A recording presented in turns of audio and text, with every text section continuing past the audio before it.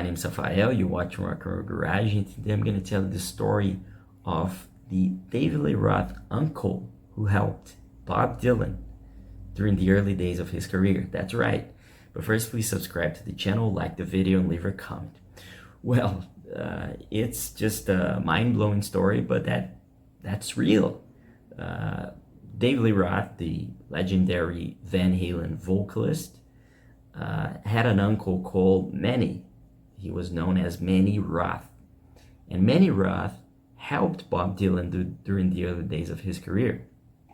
Bob Dylan was born in Duluth, Minnesota, but at the age of 19, he decided to move to New York City to pursue his dream in music, in his career in music. And that's where the David Lee Roth uncle lived. He was actually called Manuel Lee Roth, but known as Manny, and he was the owner of the Cafe Wha, which was located in New York City, and he gave Bob Dylan his very first job as a musician. I mean, look at that connection. It's just amazing. It was not only Bob Dylan. Many other famous artists who were in New York City at the time were helped by Manny. And coincidentally, obviously, as I said, he was the uncle of David Lee Roth. And the story goes that it was Uncle Manny who gave David Lee Roth his first radio, the first equipment David Lee Roth had to listen to music. It was his Uncle Manny who gave it to him. And besides Bob Dylan, Manny opened his cafe for many other aspiring musicians, such as Jimi Hendrix, he played there, Bruce Springsteen, Velvet Underground, Kool and the Gang, and Joan Rivers, and many others. I mean, these are only a few ones. And it was in an interview with Martha Quinn in 1984 that we transcribed that Bob Dylan recalled this amazing story and talked about David Lee Roth and Manny Roth. And this is what he said. I know his uncle. I used to work for his uncle. As a matter of fact, his uncle gave me my very first job. I have very fine memories of his Uncle Manny Roth. His Uncle Manny is a terrific guy. Does David Lee Roth knows that?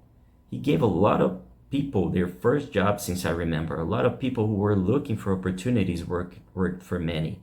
Jimi Hendrix, Gordon Lightfoot, a lot of people. I worked for Manny, as a matter of fact, in all afternoons from 12 a.m. until 8 p.m. in the afternoon. I worked also the day shift back then, playing. He had a cafe which stayed open from 11 in the morning until 4 in the morning. There was constantly something happening on stage. To tell you the truth, he didn't pay actually. He passed the basket.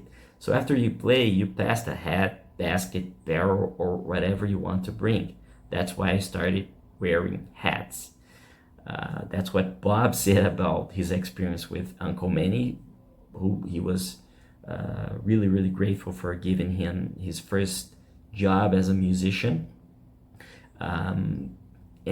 Sadly, the Cafe Wha was owned by Manny Roth only for a few years. The cafe was owned by Manny from 1959 until 1968, when he sold the place due to some financial difficulties. Later on, he moved to Woodstock, New York, and opened a diner, and later on also worked in real estate in New York City. Manny sadly passed away back in 2014 from natural causes at the age of 94.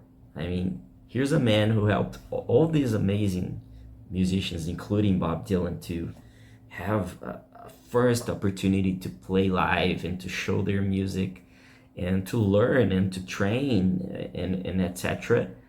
And he happens to be David Lee Roth's uncle, who a few decades after these people were already famous and had sold millions of records, he had the chance to be the vocalist and be also a successful rock star as the frontman of Van Halen during their first era and during their final reunion one decade ago. And that's it. I hope you like the story. It's really interesting. If you want to read more about it, you can go to the description and visit the article we wrote about it. Don't forget to subscribe to the channel, like the video, leave your comment, and visit rockandrollgarage.com. Thank you for watching, and I see you later.